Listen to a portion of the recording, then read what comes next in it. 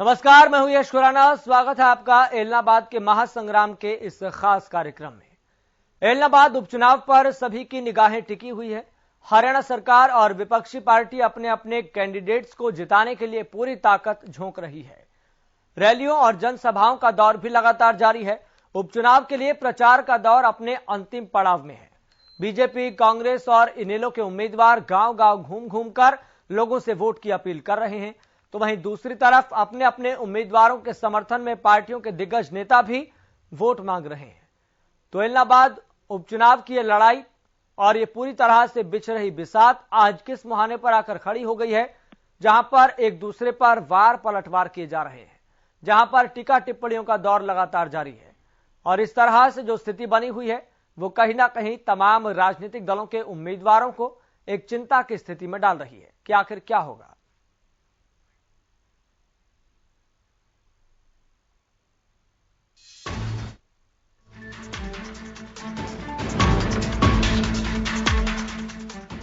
एलनाबाद का उपचुनाव तारीख के इंतजार में है। महज एक हफ्ते से कम के समय में जनता अपना फैसला सुनाएगी। सत्ता पक्ष और सालों पुरानी साख के बीच जारी इस जंग में जनता किसे चुनेगी ये कह पाना मुश्किल है। बीतते दिनों के साथ प्रत्याशियों के बीच दावे, वादे और बयानबाजी का दौर जारी है। एलनाबाद में जीत हार की लड़ाई तेज हो गई है। सभी पार्टियां चुनावी मैदान में जीत के लिए ताल ठोक रही हैं। इस दौरान बीजेपी जेजेपी गठबंधन के प्रत्याशी गोविंद कांडा ने इस बार एलनाबाद में कमल खिलने का दावा किया है। साथ पुराना लगाव और पुराना इतिहास चला और यहाँ से जो पिताजी को साथ हमारे पिताजी के साथी गए, उनके परिवार को उनको मैं बहुत बहुत नमन करता हूँ और भगवान से यही आशा करता हूँ कि आज मुझे एलनाबाद हल्के की जो सेवा दी है कि ये परिवार या इनकी मैं पूरी हमेशा इतिहास ही यहाँ से शुरू हुआ है। तो हमें तो इतिहास यहाँ से शुरू हुआ है। तो पिताजी को तो यहीं से सेवा मिली और गौओं की सेवा, गुरुओं की सेवा। राजनीति का माध्यम भी इसलिए ढूंढा कि शायद राजनीति में जाने के बाद और राजनीति की आशीर्वाद मिलने के बाद ये सेवा और निरंतर ज्यादा हो सकती है। हम दो समाज सेवी फुल सेवा करने के लिए आपके पास आया, तन मन धन हाजिर है। क्योंकि गौशाला राजनीतिक बात नहीं करूंगा और ना मैंने कभी करी राजनीतिक बात गौशाला में। वहीं कांग्रेस उम्मीदवार पवन बेनीवाल भी गांव-गांव घूमकर कांग्रेस को वोट देने की अपील कर रहे हैं और कांग्रेस को गरीबों की पार्टी बताकर मतदाताओं को लुभा रहे हैं। साथियों, आने वाली 30 तारीख को अपना बाई इलेक्शन होने जा रहा है एलनाबाद हल्के का। और जैसे कि आपको पता है, आपने कांग्रेस ने मेरे को आपका प्रत्याशी बना के भेजा है, आपका नुमाइंदा बना के भेजा, मेरे को आशीर्वाद दिए है आपके बीच में। आने वाली 30 तारीख को एक एक वोट है जो हाथ के निशान के आगे वाले बटन को दबा के मेरे को कामयाब करें। इसी में ही हम सबकी कामयाबी है। साथियों, सिर्फ एक ही पार्टी है जो सबका भला कर सकती है, वो है कांग्रेस। उधर इनेलो भी इस बार फिर एलनाबाद पर कब्जा करने के लिए बेचैन है। लगातार इनेलो एलनाबाद के गांव में खाक छान रही है और जीत का दावा कर रही है। उधर इनेलो उम्मीदवार अभय चौटाला दावा कर रहे हैं कि उनके गढ़ को कोई ध्वस्त नहीं कर सकता। मुझे हैरानी है, जो भी आता है कागदाना जाता है। पता नहीं कागदाना में क्या रखे। कागदाना मेरा गढ़ है और ये कहते हैं कि हम गढ़ ध्वस्त कर देंगे। मेरा गढ़ कोई ध्वस्त नहीं कर सकता। ये मुंगेरी लाल के सपने हैं। 2 तारीख को लोग तसल्ली बैठा देंगे। बीजेपी जहां इस उपचुनाव को जनता पर बोझ बताते हुए अभय चौटाला को जिम्मेदार बता रही है, वहीं कांग्रेस भी अपने उम्मीदवार के समर्थन में लोगों से वोट की अपील कर रही है और अभय चौटाला पर इस्तीफे को लेकर निशाना साध रही है। वहीं अपने ही गढ़ एलनाबाद में इनेलो फिर एक बार सत्ता में लौटने के सपने देख रही है।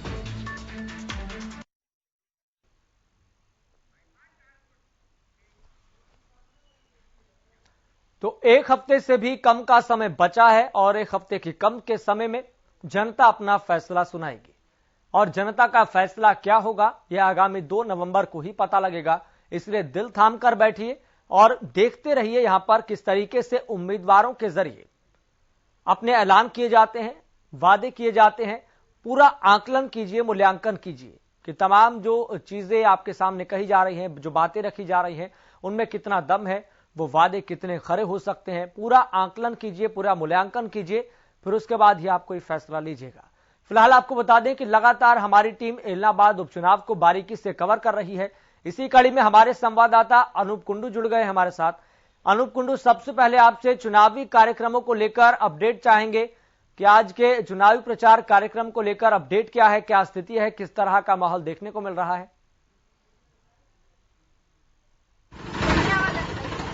देखिए, अगर आज हम कार्यक्रमों की बात करें तो हालांकि तीनों ही पार्टियों के जो उम्मीदवार हैं वो अपने अपने कार्यक्रम तय किए हुए हैं, और हम अगर जो गठबंधन के उम्मीदवार हैं जेजेपी और बीजेपी के गोविंद कांडा, उनके कार्यक्रमों की बात करें तो आज बहुत जगह उनके जलपान के कार्यक्रम रहने वाले हैं। उन्होंने 2 रूट जो है गांव के और शहर के पूरे कर चुके हैं। उसके बाद अब जलपान के कार्यक्रम शुरू हो चुके हैं। लोग बहुत पहले समय से ही मांग कर रहे थे कि जलपान के कार्यक्रम मिले उन्हें, लेकिन जब तक दौरे चले हुए थे, और अब उन दौरों के बीच से समय निकालकर लोगों के पास पहुंचा जा रहा है और कमल के वोट पर जो है कमल के निशान पर वोट देने की अपील की जा रही है। इसके साथ साथ गोपाल कांडा के कार्यक्रम है। इसके अलावा जो भी बड़े बड़े राजनीतिक यहाँ पर पहुंचे हैं, चाहे वो दिग्विजय चौटाला की बात हो, डॉक्टर अजय चौटाला की बात हो, रणजीत चौटाला की बात हो, या पूर्व मंत्री कृष्ण बेदी की बात हो, प्रणदेव कंबोज की बात हो, तो सबके रूट तय हो चुके हैं और सबके आज हल्के के अंदर कार्यक्रम है। जी अनूप कुंडू, अगर बात करें डिप्टी सीएम और सीएम का दौरा कब है, क्या समय निर्धारित किया गया है, कब से प्रस्तावित है, इसको लेकर कोई अपडेट? बिल्कुल, डिप्टी सीएम और सीएम के दौरे 26 तारीख के बताए जा रहे हैं, जिस प्रकार की अभी तक जानकारी मिल पाई है, और बहुत बड़ी 2 या 3 जनसभाएं यहाँ पर रखी जाने वाली हैं, और तो उसके बाद क्योंकि 2 दिन का समय रहेगा, फिर जो चुनाव प्रचार वो बिल्कुल बंद हो जाएगा। पहले ये कहा जा रहा था कि 28 तारीख को शाम 5 बजे चुनाव प्रचार बंद होगा, लेकिन अब कुछ ऐसा सुनने में आ रहा है कि कोविड के कारण हो सकता है 27 शाम को ही चुनाव प्रचार बंद हो जाए, इसलिए 26 तारीख को बहुत कार्यक्रम यहाँ पर डिप्टी सीएम और मुख्यमंत्री के रहने वाले हैं, ऐसा सूचनाएं प्राप्त हो रही है। और इसके अलावा हम पिछले 15 दिन की अगर बात करें तो 15 दिन में जिस प्रकार से गोपाल कांडा और गोविंद कांडा के गांव के दौरे रहे हैं, पूरे हल्का एलनाबाद के जो दौरे रहे हैं, शहर की अगर बात करें गली गली नुक्कड़ सभाएं हुए, तो उसके बाद स्पष्ट दिखाई दे रहा है कि जो जनमत है आज कहीं भी जो जेजेपी और बीजेपी के साझे उम्मीदवार है गोविंद कांडा, उनकी तरफ लपता हुआ नजर आ रहा है। और फिलहाल बात करें जो तमाम दूसरे राजनीतिक दल के उम्मीदवार हैं, उनकी तरफ से किस तरीके से चुनाव प्रचार किया जा रहा है और क्या माहौल देखने को मिल रहा है? देखिए, अगर हम दूसरे राजनीतिक दलों की बात कर ले तो इनेलो के अभय सिंह चौटाला लगातार दौरे कर रहे हैं और लोगों से अपील कर रहे हैं। वो जबकि ये मानते हैं कि एलनाबाद उनका गढ़ है, और उनके बयान भी हम सुन पा रहे हैं कि वो कह रहे हैं कि उनका गढ़ कोई नहीं तोड़ सकेगा। लेकिन दूसरी तरफ से जो जेजेपी और बीजेपी के उम्मीदवार हैं, उनका भी बयान सामने आया था कि किसी का गढ़ नहीं बचा और इस बार वो गढ़ तोड़ देंगे। उसी प्रकार कांग्रेस के जो यहाँ पर उम्मीदवार है पवन बेनीवाल, वो भी अपना जीत का दावा यहाँ पर दर्ज करते हुए नजर आते हैं। लेकिन जो चुनाव प्रचार है कहीं न कहीं उनका आज भी धीमी गति में नजर आ रहा है, और जो टक्कर है वो कहीं न कहीं इनेलो और बीजेपी में नजर आ रही थी। उसमें अब देखने वाली बात यह है कि पीछे के जो 3 से 4 दिन का जो चुनाव प्रचार रहेगा, उसमें कौन आगे बढ़त बना करके मतदाताओं की जो समस्याएं हैं जो उनके लिए समाधान खास।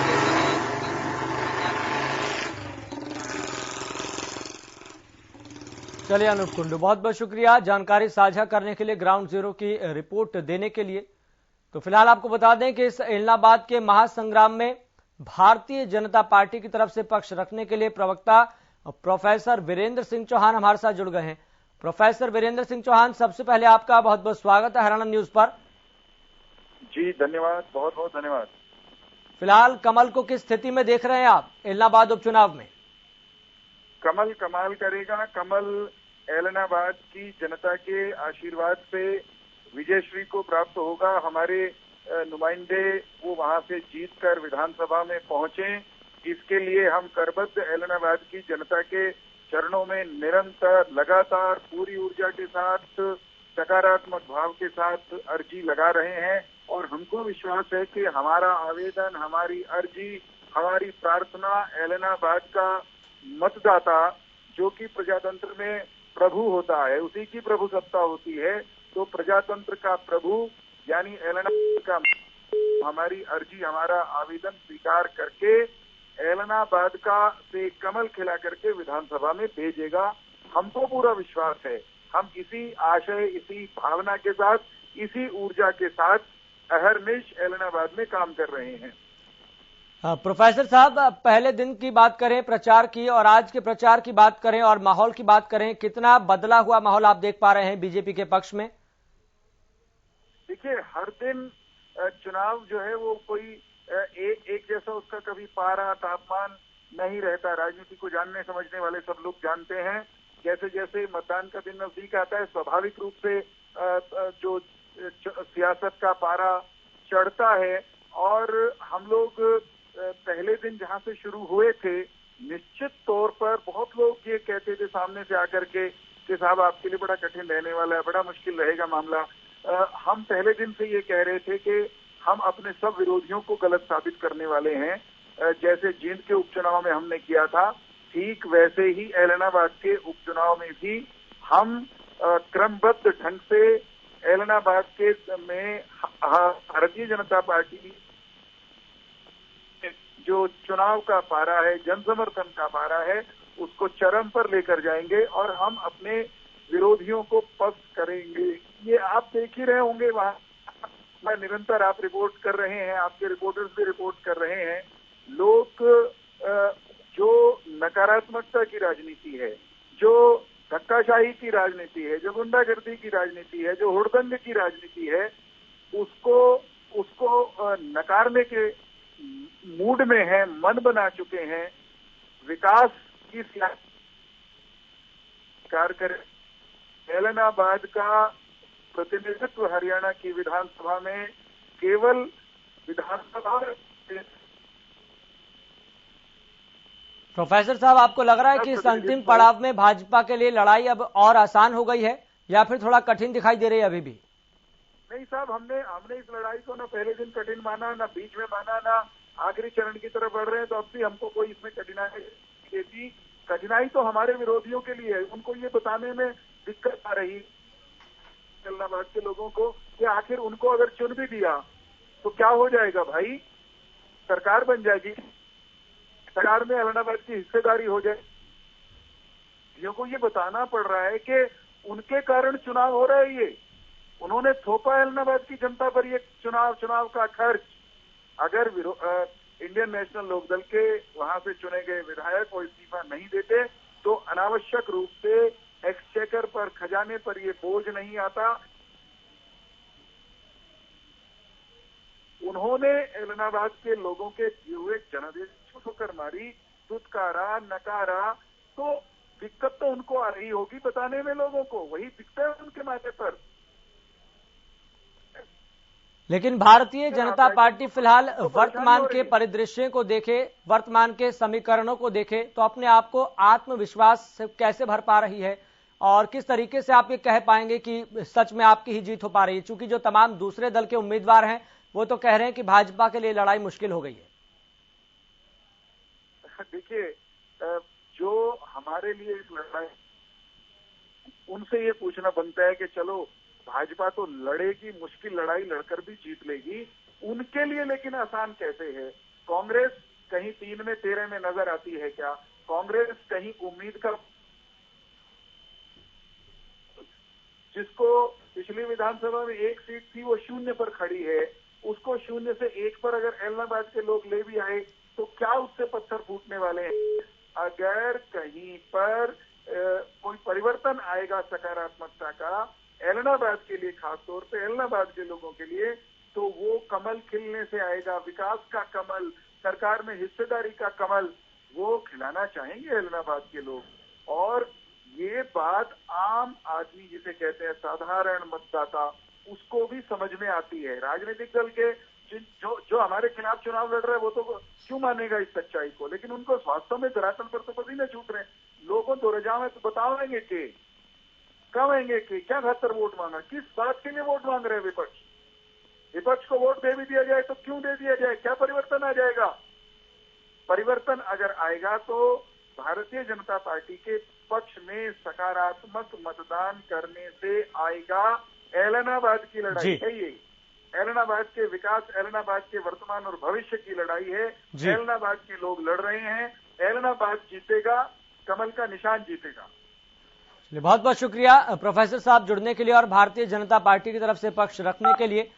तो एलनाबाद का महासंग्राम लगातार जारी है और बड़ी बात यहां पर यह है कि प्रचार प्रसार का यह दौर अंतिम पड़ाव में है और तमाम उम्मीदवारों की तरफ से अपने अपने दावे किए जा रहे हैं, लेकिन ये राजनीतिक समीकरण क्या इशारा कर रहे हैं और किस उम्मीदवार को कितना जीत के प्रति आश्वस्त कर रहे हैं, ये एक बड़ी बात है और एक बड़ा सवाल है। तो जहां पर तमाम उम्मीदवार अपनी अपनी जीत का दावा ठोक रहे हैं, अपनी अपनी जीत को लेकर आश्वस्त नजर आ रहे हैं, लेकिन देखना होगा, चूंकि अभी इस समय पड़ा है मतदान होने के लिए और नतीजों की घोषणा होने के लिए, तो 2 नवंबर का सभी को इंतजार करना होगा कि आखिरकार किसके दावों में दम था और किसके दावे फिसड्डी साबित हुए।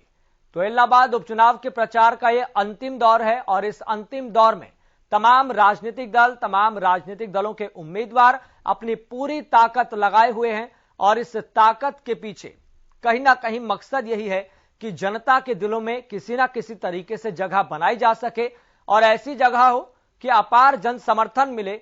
और ये जो तमाम जो जन समर्थन मिलता हुआ ये जो बड़ी भीड़ दिखाई देती है उम्मीदवारों के चुनाव प्रचार में, ये वोट में कन्वर्ट हो पाएगी या फिर नहीं, ये भी कह पाना मुश्किल है। तो ये अपने आप में सियासी पंडितों के लिए, अपने आप में राजनीतिक पंडितों के लिए एक बड़ा सवाल होता है और ये बड़ा सवाल, इसका उत्तर कैसे मिलेगा यह अभी तो फिलहाल कह पाना मुश्किल है, लेकिन इसका उत्तर और ये जो जनादेश है वो 2 नवंबर को दिखाई देगा और तस्वीर उसी दिन ही स्पष्ट हो पाएगी।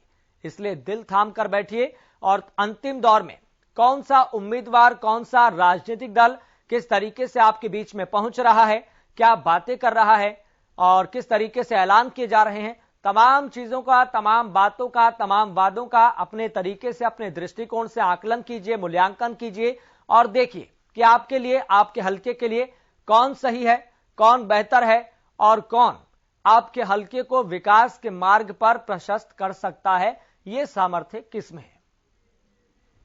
तो बीजेपी ने कमल खिलाने की तैयारी कर ली है। बीजेपी की तरफ से भी लगातार यह बात कही जा रही है कि हमारा कैंडिडेट, हमारा उम्मीदवार यानी कि गोविंद कांडा जीतेंगे, ये बात लगातार कही जा रही है। तो वहीं बात करें इनेलो की, तो इनेलो के सामने सबसे बड़ा संकट यहां पर यह है कि इनेलो को अपना अस्तित्व भी बचाना है और इस लड़ाई को आगे भी लेकर जाना है। तो वहीं बात करें कांग्रेस की, तो कांग्रेस के सामने भी ये जो मुश्किलें हैं वो कम नहीं है। मतलब कि तमाम उम्मीदवारों के सामने ये मुश्किल घड़ी है और इस मुश्किल घड़ी में किस तरीके से कौन किस तरीके से सामना करेगा और जनता किसको अपना जनादेश देगी, जनता किसको अपना प्यार देगी, 2 नवंबर की तारीख का आप इंतजार कीजिए। लेकिन यहां पर जनप्रतिनिधियों की दौड़ लगातार जारी है।